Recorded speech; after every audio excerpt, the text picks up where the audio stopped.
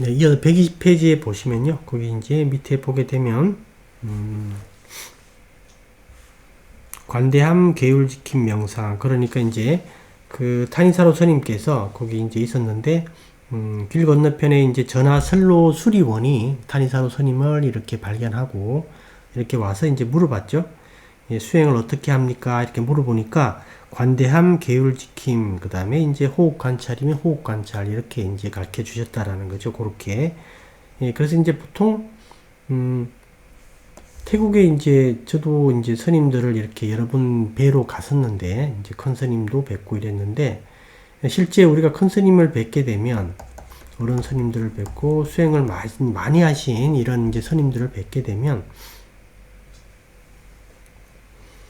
우리는 뭔가 이제 이 큰 스님이 어떤 노하우를 가르쳐 줄 것이다. 이렇게 생각을 해요. 수행을 많이 하신 이제 어떤 스님들도 그렇고요. 어떤 수행의 결정적인 노하우를 말씀해 주실 것이다. 이렇게 생각을 하는데, 이 큰 스님들 만나면 어떤 얘기를 하시냐면, 계율을 잘 지켜라. 첫째. 그 다음에 수행을 열심히 해라. 그냥 이런 얘기밖에 없어요. 그냥. 계율을 잘 지키고 수행을 열심히 해라. 그 다음에 이제 메타 또 얘기하는 경우가 있고요. 그러니까 기본적인 얘기를 딱 해주시고 노하우 같은 건 없어요. 이게. 그래서 저는 이제 처음에 뭔가 이게 노하우가 있을 거다라고 착각을 했었어요. 처음에. 근데 이건 지금 생각해보면 착각이었다. 예, 그래서 이제 실제로 여러분들이 어떤 그 실제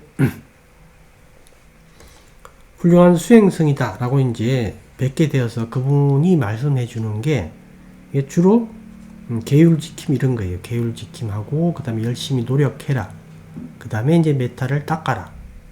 보시행을 실천해라. 이런 것들이에요. 그냥 다른 특별한 게 없습니다.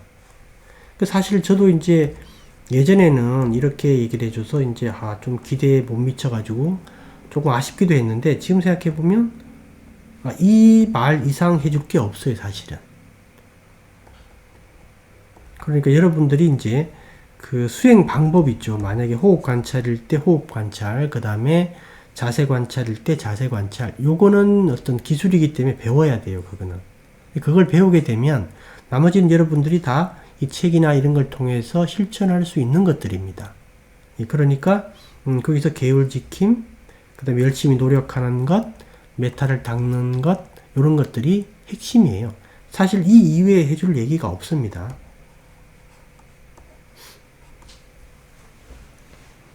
그래서 이제 여러분들이 아셔야 될 거는 수행의 노하우라는 것은 사실은 없다라고 이렇게 이해하시면 돼요.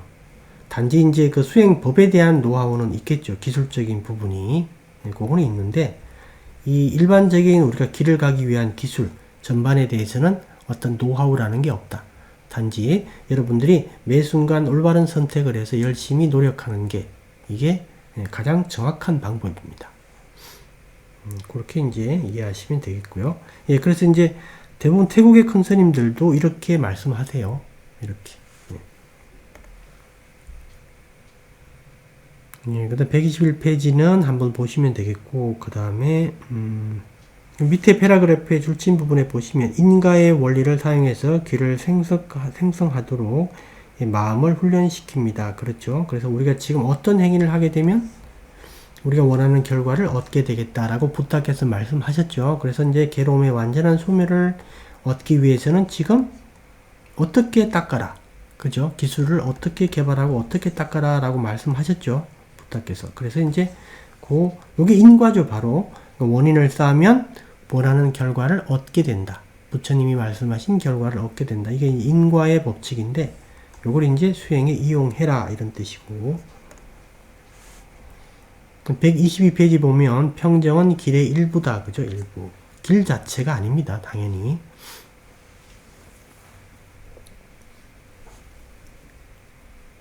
그래서 이제 평정은 길의 전부가 아니며 목표도 아닙니다. 최근에 나는 숲속 전통에서 수행한 어떤 성녀가 평정이 수행의 목표이며 모든 것은 일어나고 사라지는 변화를 겪는다는 사실을 받아들이고 그것에 만족하는 것이 정견, 삼마디티다. 이렇게 말하는 걸 들었다라는 거죠.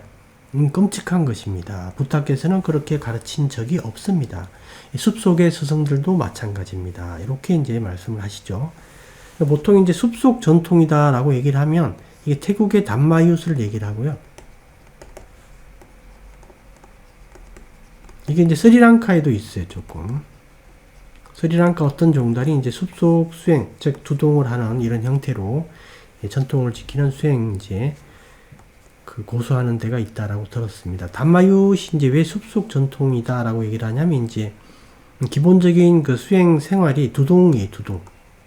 두탕가 얘기를 하는 거, 두탕가. 저기 이제 산과 들, 나무 밑에서 자면서 이렇게 유영하는 형태의 수행성들의 삶을 얘기를 하죠. 어디 한 곳에 정착하고 머물지 않고 이렇게. 근데 이게 이제 요즘은 이게 힘들다. 이게 요즘은 현실적으로 어렵게 됐어요. 예전에는 거의 이제 담마윷 스님들은 이걸 기본으로 하셨는데 요즘은 어렵다. 요즘 왜 그러냐면 옛날에는 이제 길이 그냥 이렇게 땅이 있으면 이리 가도 되고 이리 가도 되고 이렇게 이제 됐는데 이렇게 가고 요즘은 땅을 다 구획을 해놨어요. 이렇게 다 구획을 해놔가지고 이렇게. 근데 이게 이제 이렇더라도 이렇게 지나가면 되지 않느냐라고 생각을 하겠지만 이게 어떤 의미가 있냐면 스님들이 두동을 할 때 그 인가를 이렇게 인가가 있어야 돼요. 탁발을 해야 되기 때문에. 그러니까 인가가 있는 곳으로 해서 이렇게 가야 돼요. 이렇게. 그런데 예전에는 이렇게 도로가 안 나 있었기 때문에 여기 인가가 좀 있고 여기 또 인가가 있고 여기 인가가 있으면 이렇게 코스를 이렇게 밟아가면 돼요. 근데 지금은 땅을 이렇게 구획한 상태로 인가가 존재하니까 즉 도로가 있고 도로 옆에 인가가 있는 거예요. 그러니까 스님들이 두동을 하려면 도로를 걸어가야 돼요. 도로가를. 그러니까 이게 만만치 이제 조용하게 자기가 이제 수행성으로서의 삶을 살려고 했는데 이 도로를 계속 걸어가야 되니까 차도 지나가죠. 그러니까 차들이 지나가면 두동하는 스님을 보면 이분들이 차를 세우고 보시를 해요. 즉 이제 이 두동에서의 고요한 삶이 잘 유지가 되기가 좀 어려운 면이 있어요. 현실적으로. 이 도로를 계속 따라가면 그런 점들이 많아요. 보시를 상당히 많이 하려고 그럽니다. 두동 스님들이 워낙 귀하니까. 그런 측면 때문에 요즘은 현실적으로 조금 어려운 면이 있다. 이렇게 보시면 되겠습니다. 그래서 이제 여기서 나오는 이 얘기가 왜 나오냐면 우리가 이제 그 평정을 이게 열반으로 오인하는 경우가 있어요. 이게 왜 그러냐면 워낙 이 평정이라는 게 이 평정 상태에 이르게 되었을 때 워낙 마음이 고요하고 흔들리지 않으니까. 근데 이 평정은 이때 평정 일시적이기 때문에 저희 평정에서 나와서 일상생활을 하다 보면 이 평정이 깨집니다. 곧. 근데 이제 이 평정이 계속 유지되는 삶을 사는 사람이라면 만약에 어떤 이제 성년대 오늘 좌선하고 사선정에 들어가서 평정을 얻은 상태에서 나와서 또 생활을 좀 하다가 또 좌선하고 아니면 성녀가 아니더라도 어떤 이제 수행에 이렇게 이제 올인한 분이 계시면 그렇게 할 수 있겠죠. 그럼 이분은 계속 평정이 유지가 되니까 이게 니바나를 성취했다라고 착각을 해요. 실제로 평정 상태에 들게 되면 워낙 이게 말로 표현하기 어려운 이런 어떤 고요함과 흔들림 없는 어떤 평온함이 느껴집니다. 그래서 이제 이 부분을 충분히 열반으로 오인해요. 그래서 이제 그런 얘기를 말씀을 하시는 거고요. 예, 근데 밑에 패러그래프에 보면 이제 길 위에 있는 분들은 길 위에 있다라면 니바나로 향하는 길이죠. 길 위에 있다라고 하면 또 특히 이 팔정도를 닦고 있는 분들이니까 우리가 이제 수다운가부터 이렇게 진행이 되는 분들이죠. 아리아 부칼라, 그죠?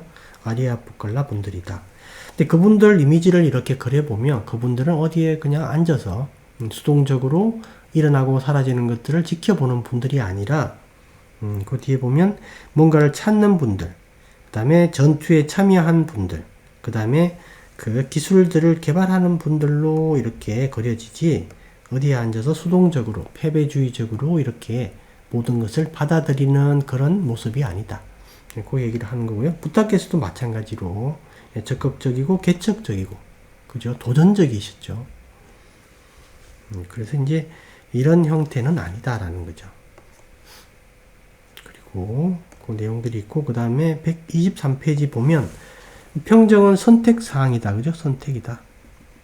우리는 매 순간 어떤 선택의 기로에 놓이게 됩니다. 그때 올바른 선택이 계속 이렇게 누적이 되면 올바른 결과가 나오겠죠. 그 다음에 이제 밑에 줄친 부분은 한번 읽어 보시고요.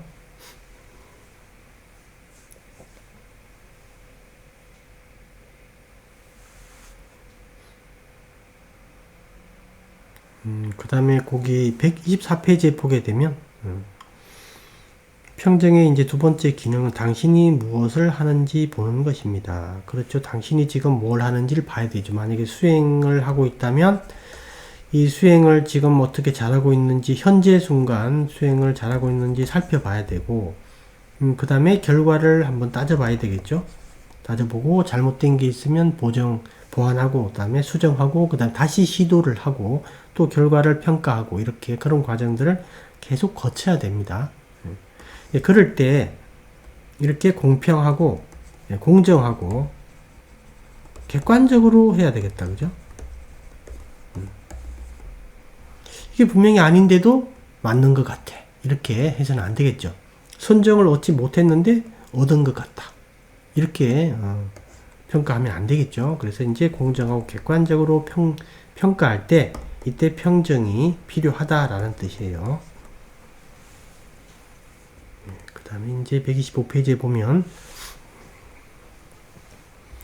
현재 순간 이제 호흡에 관여하는 방식, 현재 순간 호흡을 이해하는 방식, 현재 순간 호흡으로 하는 것, 당신에게 이들을 변경할 수 있는 다양한 방법이 있습니다. 평정은 그곳에서 결과를 판단하고 공정하고 객관적으로 상황을 파악해서 당신이 더욱 효과적으로 변경할 수 있게 해줍니다. 그죠? 그런 내용이 있고, 그 다음에 이제 그 패턴을 배워야 된다.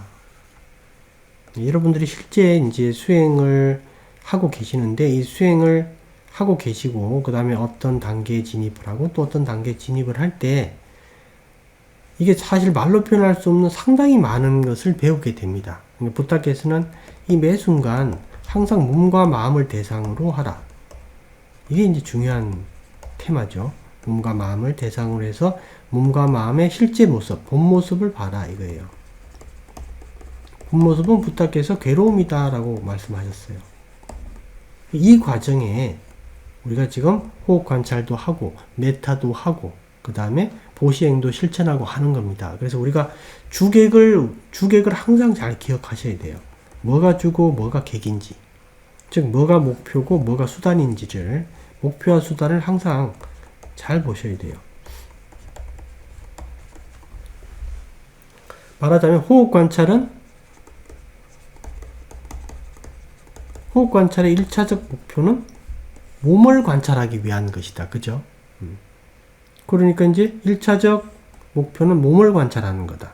호흡을 관찰한다 그러면 이게 말이 안 되는 거예요. 그래서 이제 그렇게 여러분들이 수행을 할 때는 항상 뭐가 목적이고 뭐가 목표고 뭐가 수단인지 이걸 잘 보셔야 돼요. 대부분의 많은 수행자들이 이 수단과 목표를 혼동을 해가지고 이 수단을 목표로 삼고 하시는 분들이 계세요. 그래서 이제 그런 부분들을 여러분들이 잘 체크하셔야 됩니다. 그 다음 126페이지의 내용은 한번 읽어보시면 되겠고요. 이렇게 해서 이제 그 10번 강의를 마치도록 하겠습니다.